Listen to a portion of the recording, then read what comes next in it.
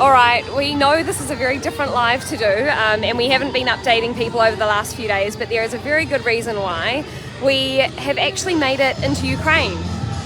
Yeah, which is wild, and we never actually thought we'd get in, but we're so excited. And so thank you to first off, thank you so much to everyone that has helped us and contributed and donated towards Operation People, because you guys have allowed us to get into Ukraine and to be able to tell stories of the people that are here on the ground and what they're going through, which is amazing and so different to what I have thought on the media and what I've seen so far. What's happening in Ukraine is, and obviously we're only in Odessa, which is one town that has not been affected very much, and I've got friends that have gone and served here in Ukraine and other parts, and it's very different. So I don't want to speak for all of Ukraine, I can only speak for Odessa, which is where we are now.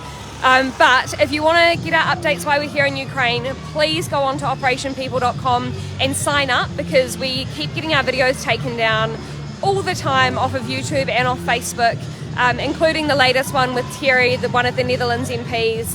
Also, we know, sorry that we haven't put out more of our interviews while we've been away, but we were trying to get into Ukraine. So we were trying to get all of our equipment ready and everything ready so that we could get in here, because coming in, we were preparing for anything, right? I'm wearing combat boots, thinking that there's going to be bombs everywhere, thinking that there's going to be terrible things. We came in kind of not sure what we were entering. We thought maybe, we're risking our lives potentially to come in here and to talk to people. It's been very different, our experience so far, to what we thought it would be like. But that's not to say there isn't risk. I mean, there's a lot of talk at the moment in Russia about nuclear being dropped, so there is a big risk. However, we wanted to see, are the people here scared? Why haven't they left? What's actually going on? So that's why we decided to come and talk to the people on the ground, and we've met amazing people even on the bus getting in here. So it's been the craziest experience so far, but I wanted to just go live and show you guys some of what's happening here in Ukraine. There's so much to talk about, far out. I can't even think where to begin and what to do. But first off, I want to say congratulations to everybody that won positions in local government back home in New Zealand, because that is huge. Winning local government is a massive effort, and congratulations. My lovely friend Elizabeth made it in. So thank you to everyone that voted and everyone that turned up. You guys are awesome, and congratulations to those people that won. But let me show you what Odessa is like at night here in Ukraine. Now, curfew is 11 o'clock, which is in 7:30, so it's in a couple of hours. There are so many people that are out and about here, and there is the risk of rockets being dropped at any point. However, they have an anti-rocket air missile defense system on the edges of Odessa, which takes down most of the rockets. We were nervous on the bus on the way in, because people were telling us that drones had been seen dropping rockets. But now that we're in here, it sounds like the drones were actually just spy drones and they weren't actually rocket drones, which definitely makes me feel a lot better. But let me show you the streets of Odessa. So here is my gorgeous fiance, Jacob, and here is the streets of Odessa at night. This is probably one of the busiest roads here in Ukraine. There's a busker over here, which is why everyone's in a circle, because they're just watching the busker. Oh. And we've been out on the street all day today getting interviews, street interviews, and just talking to people about the risk and if they think Putin might bring nuclear into Ukraine, drop something nuclear into Ukraine or not. So we've been asking them lots of questions, and we didn't want to go live earlier and tell anyone we were in Ukraine, because we hadn't seen for ourselves what it was like yet. So we didn't know the risk to ourselves, becoming a target or anything like that. But now that we're here, we can see it's so different than what we thought. I mean, people are everywhere. We were on the beach earlier today, and people had been warned about mines that were left in the beach by the Ukrainian army to deter the Russians, but people were still going out onto the beach. And so we were down there watching people happily in the beach, and it was just a surreal experience to be people want life and freedom no matter the risk, which, yeah, I mean, I can't contemplate it. I don't know if my city was at risk of rockets every day, if I'd be in it, or if I'd go into any other country in Europe that I possibly could. But people have been so kind and so lovely to us. Everyone that we have met here has the biggest hearts. They're the loveliest people. There's really incredible experiences to be had here in Odessa still. It's a seaside town, but the port here is a really incredible asset that the Russians would love to have if they could. So it is quite a controversial spot between Russia and the Ukrainians. which does make it a target, but at the same time, because it's an asset, it's something that they probably won't want to destroy, which also makes it maybe a safer place for us to be rather than Kiev, which doesn't have the same. Oh wow, these people are amazing. Sorry. There's lots of dancers. I just wanted to show you guys the streets. Someone said the only war is words. I do disagree a little bit, just because I've had good friends of mine that are ex-military, had a friend of theirs come and fight for the Ukrainians, and he was killed the other day. So it's not words, there are lives on the line here, and it is actually really important, and I don't want to diminish that. But what's happening in Odessa is different to what's happening in other parts of Ukraine. Sorry, I told them I wasn't going to walk, and then I walked. Do we go back to Daniel? How have you been feeling about Ukraine, babe? Do you want to tell everyone what it's like for you? I'm surprised. It's beautiful here, and everybody seems to be enjoying life. Everybody's beautifully dressed, and everyone's really hopeful for Ukraine. What I've loved about the place is how patriotic everybody is, and the flags everywhere is nice to see. I'm surprised how it's about normal life here. Seems like we'll see as people been here for a day. We'll see what happens.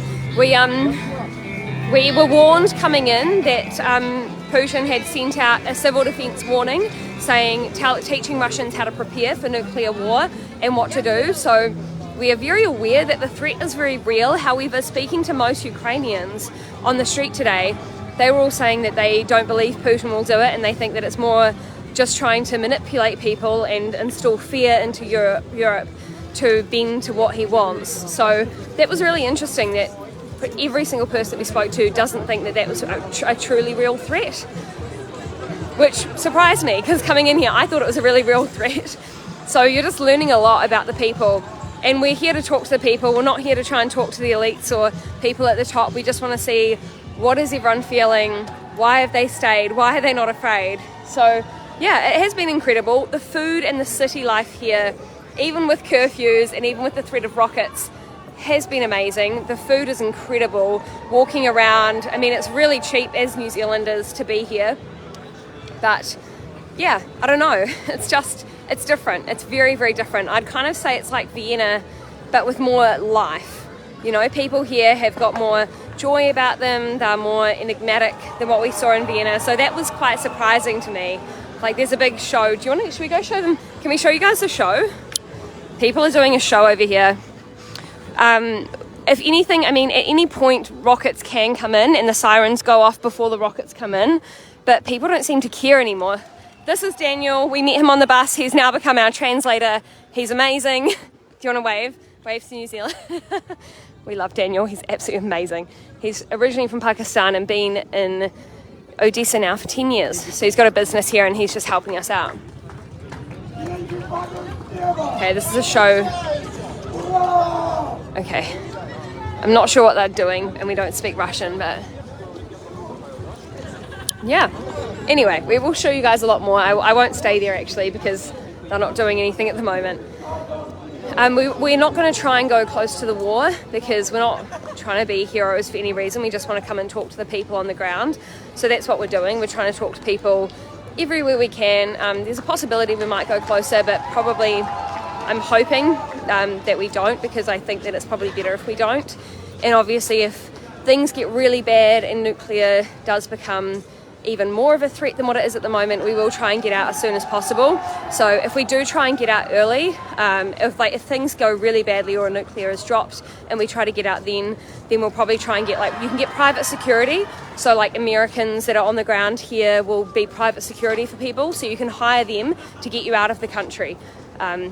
Yeah, I don't know much about it, I just know that you can, so it's an option if you do get really worried and things go really badly. But again, at the moment it looks pretty peaceful and pretty calm. So we're going to be excited to talk to more people while we're here and find out how they're feeling. People have said things that have surprised me and shocked me while we've been here, because I didn't think that they would see things the way that they have, and I can't talk about it on Facebook because Facebook will just take it down if they just try and say how they're really feeling. So if you want to see how the people actually think, and you want me to talk about how they actually think, you can follow me on Telegram, or you can go on operationpeople.com, which I'd recommend far above Telegram or anything else. Operationpeople.com, chuck in your email address, and then we can be really upfront about how these people feel and put out their actual interviews, because the stuff that they tell us we can't put on Facebook and we can't put on YouTube. And it's interesting because it's the people that we meet on the bus. It's genuine everyday Ukrainians. It's not the people that have something to gain, and this is just their opinions on what they're seeing and how they think the media is perceiving the situation. So yeah, it's been very interesting that they see it in a very similar light to a lot of other people, and that's not pro-Putin for the disinformation project who thinks everyone's pro the Kremlin just because they don't all love Zelensky. That's not what I'm talking about, guys. You don't need to toot your own horn there. That's not what I mean.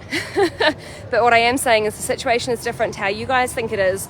It's different to how the media perceives it, and we want to show what the people actually believe. So if you want to find out that, go to operationpeople.com. And in the meantime, we might go and try and find some dinner, because it's 8 o'clock here and we haven't eaten yet. All right, thanks guys. You're awesome. And side note, aren't these buildings kind of gorgeous? Is there anything else you want to say, honey? No? Just tune to operationpeople.com for all our best content. So we stop being deplatformed, because it's kind of annoying. Yeah. We do so much work on the videos for you guys just to have them just wiped. So it's frustrating, and we just want everything on operationpeople.com so that you guys can actually see it and share it, and they can't keep doing it. So have a great night. We're going to keep going and talking to people. And yeah, thank you, and thank you for helping us get to Ukraine, because it honestly means the world that we can actually be here and talk to the people and find out from their perspective what's going on.